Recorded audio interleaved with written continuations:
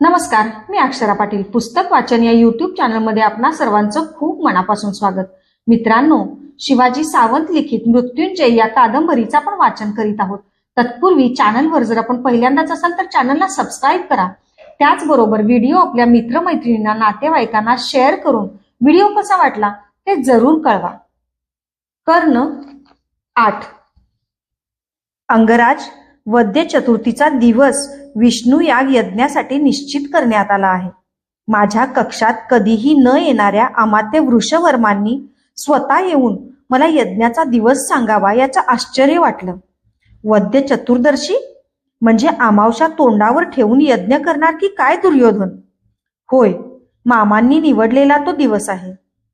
त्यात कोणत्याही कारणासाठी परिवर्तन होऊच शकत नाही. मामांनी? मग यज्ञवेत्ता कोण आहे? मामाच.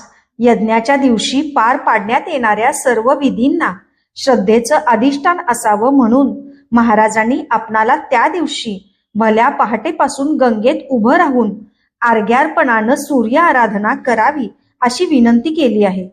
ते सांगण्यासाठीच मी स्वतः आपल्या भेटीसाठी आलो. ते जाण्यासाठी उठले. तेवढ्यात त्यांचा शोध घेणारा एक सेवक तलम वस्त्रानं आच्छादलेलं एक मोठं सुवर्ण तबक हाती घेऊन आत आला.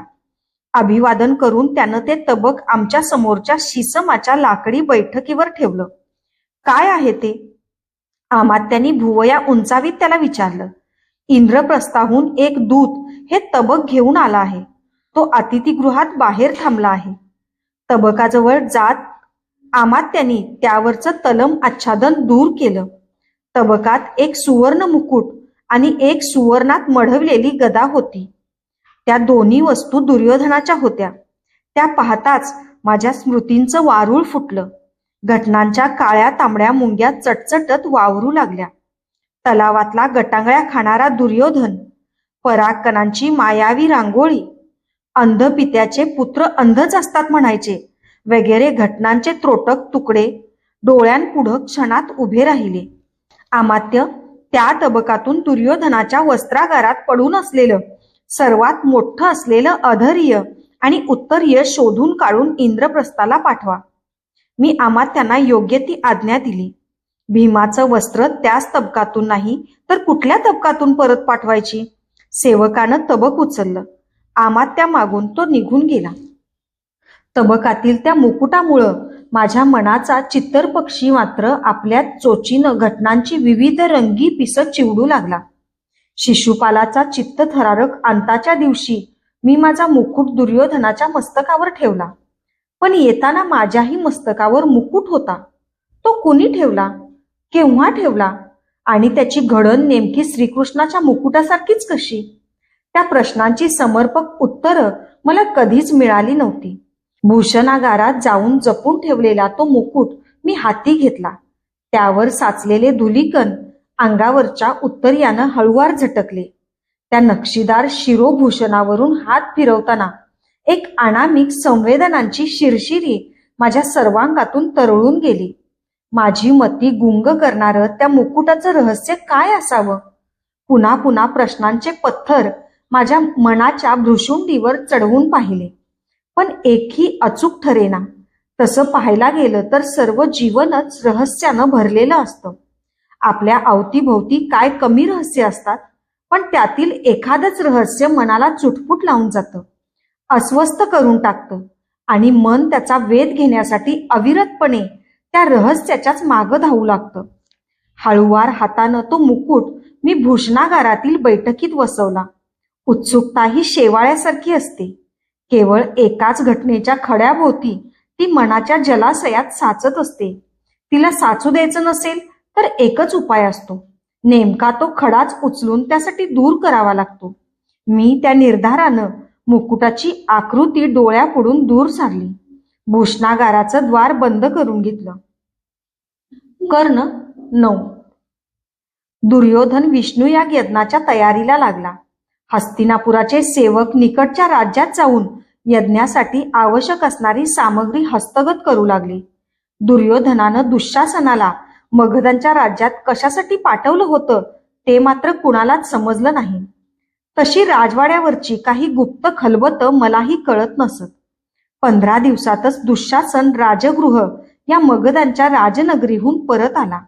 माझी भेट होताच मी त्याला मगधांच्या राज्यात कशाला गेला होतास म्हणून विचारणा केली, पण त्यानं यज्ञाच्या तयारीला असं संदिग्ध उत्तर दिलं आणि कौशल्यानं प्रश्नच टाळला. दुर्योधनाच्या यज्ञाच्या कल्पनेनं मला वास्तविक आनंद वाटायला हवा होता, पण तो वाटत नव्हता. या यज्ञात तो आपल्या संपत्तीचं नेत्रदीपक प्रदर्शन मांडणार होता. संपत्ती हे जीवनाचं अत्यावश्यक अंग असेलही, पण मला वाटे तिचं प्रदर्शन कधीच मांडू नये. मामा त्या प्रदर्शनात द्यूत मांडणार ही कल्पना तर असह्य होती. मामांच्या प्रत्येक कल्पनेला दुर्योधन बळी पडत चाललेला पाहताना माझ्या मनाची अवस्था मात्र कठीण होऊ लागली. मित्र म्हणून अखंड साथ देण्याचं मी त्याला वचन दिलं होतं. वैभवाच्या वेळी स्तुती करून धोक्याच्या प्रसंगी मूग गिळतात ते खरे मित्र नव्हेत. मी दुर्योधनाचा जीवस्य कंठस्थ मित्र होतो. मामांच्या कल्पनेतील कटुता त्याच्या वेळीच निदर्शनाला आणणं माझं कर्तव्य नव्हतं काय? कारण पांडवांना घनदाट अरण्याचं खांडवण राज्य म्हणून देण्याची कल्पना मामांचीच होती. यज्ञाचा भुजंगही आता त्यांनीच दुर्योधनाच्या मेंदूत घुसवला होता. भावविवश दुर्योधनाला वेळीच सावध करण्यासाठी म्हणून मी एके दिवशी त्याच्या कक्षात गेलो. तिथं तो एकटा असेल या कल्पनेचा राजकुमारी दुश्शलेमुळं अपेक्षाभंग झाला. मला पाहताच ती उठून उभी राहिली. चोरट्या कटाक्षानं ती माझ्या कानाकडेच पाहत असावी. मला तिचं ते पाहणं असह्य झालं. खरोखरच मला माझ्या कुंडलांचा आता वीट आला होता. 3 तप ती माझ्या कानांना चिकटली होती, पण कशासाठी तेच मला कळलं नव्हतं. इतरांचं लक्ष मात्र मी उगाच माझ्याकडे वेधून घेत. माझी मुद्रा दुश्शलेला मुळीच दिसणार नाही असा एक भव्य स्तंभ मध्ये ठेवून मी एका बैठकीवर बसलो. चनाक्ष दुर्योधनानं माझी अडचण ओळखली आणि त्यानं तिला दुःशासनाला लागलीच पाठवून दे असं सांगून तिथून पिटाळलं. खाली मान घालून ती बाहेर जाताच मी सरळ मुख्य विषयाला हात घातला. युवराजा, तुझा पराक्रमावर दृढ विश्वास आहे ना? कर्णा, पराक्रम हेच तर क्षत्रियांचं जीवन असतं आणि मी क्षत्रियच आहे. या प्रश्नाचं प्रयोजन? मग कोणतीही कल्पना साकार करण्यासाठी तू पराक्रमाचा मार्ग का स्वीकारत नाहीस? सर्वच कल्पना पराक्रमावर सफल होत नाहीत म्हणून, आणि राजकारण हाही एक महान पराक्रमच आहे. माझ्या प्रश्नाचा रोख लक्षात घेऊन त्यानं उत्तर दिलं. राजकारण हा पराक्रम कसला? बुद्धीचा. आपल्या हातातील कवड्यांचा खुळखुळ असा आवाज काढीत तो म्हणाला, आपणाला हा पराक्रम शोभा देणारा आहे असं तुला खरोखरच वाटतं काय? का वाटू नये? विक्रमी जरासंधाला श्रीकृष्णानं केवळ दंडाच्या सामर्थ्यावर मारलं असं तुला वाटतंय काय? राजकारण म्हणजे नाकासमोर जाणारा सूचीबाण नव्हे. तो परिस्थितीप्रमाणे वेडीवाकडी वळणं घेणारा जिदंबाण असतो.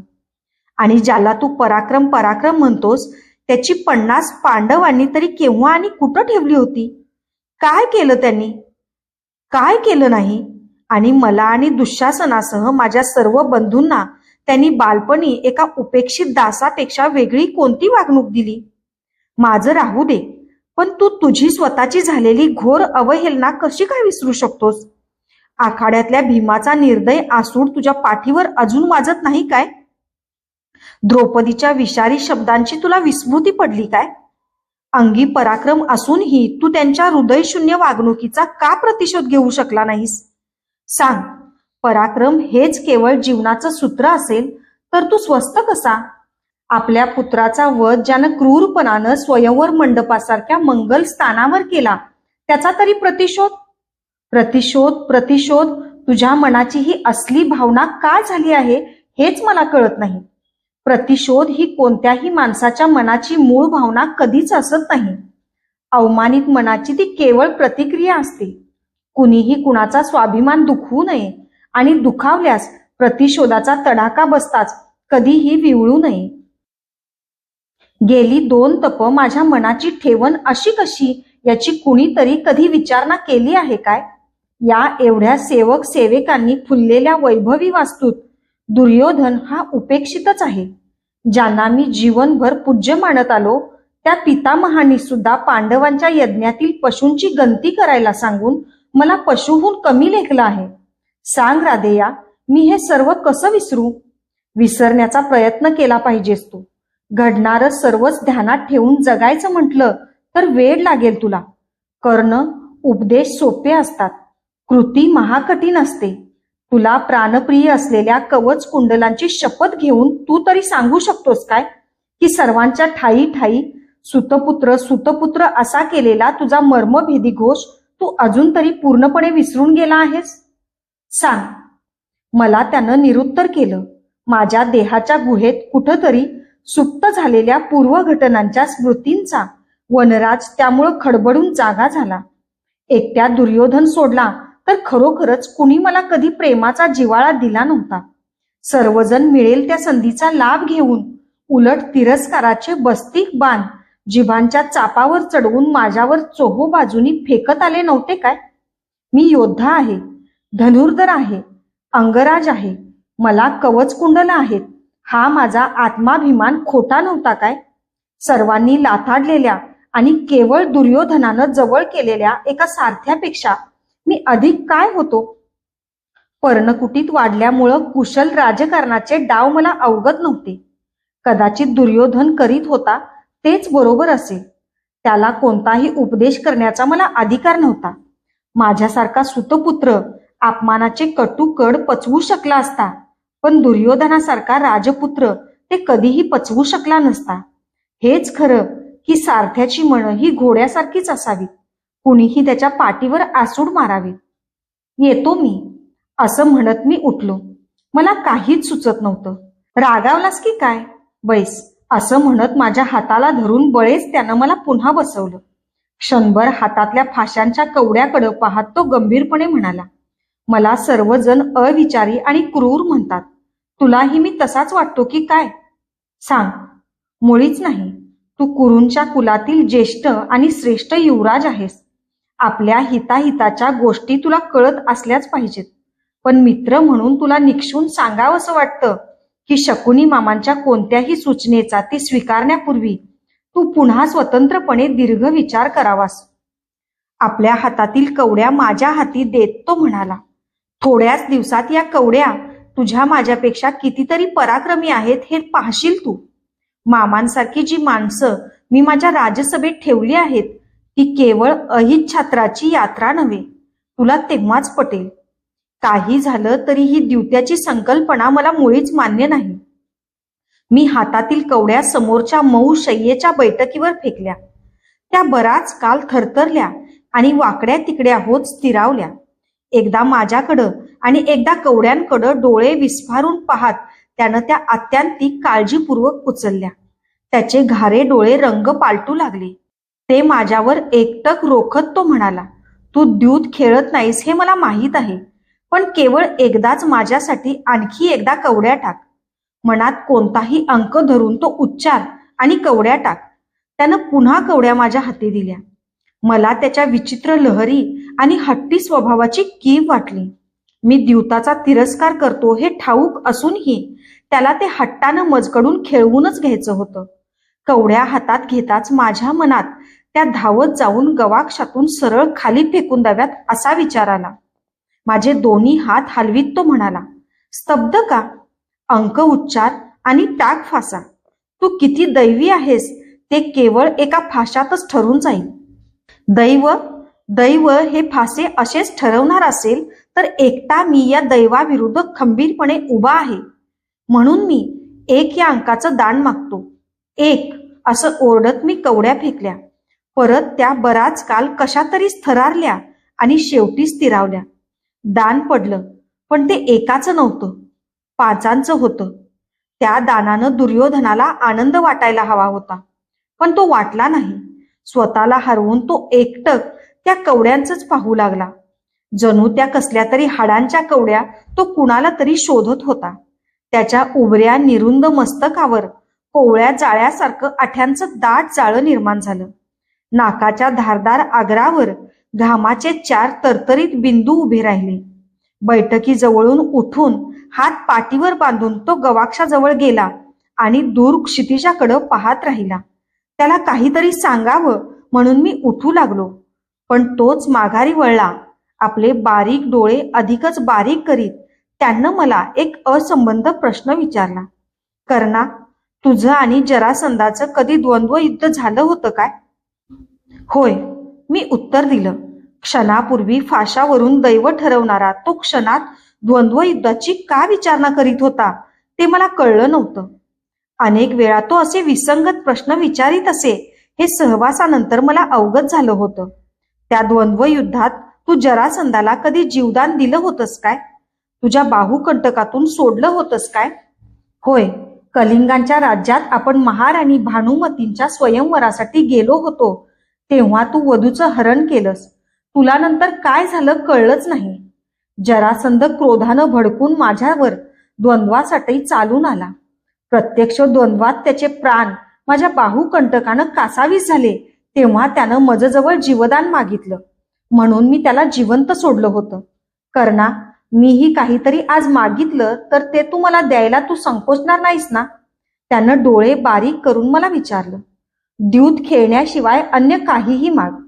माझं जीवन सर्वस्व तुझंच आहे. तू द्यूत खेळू नयेस हेच मी मागणार आहे.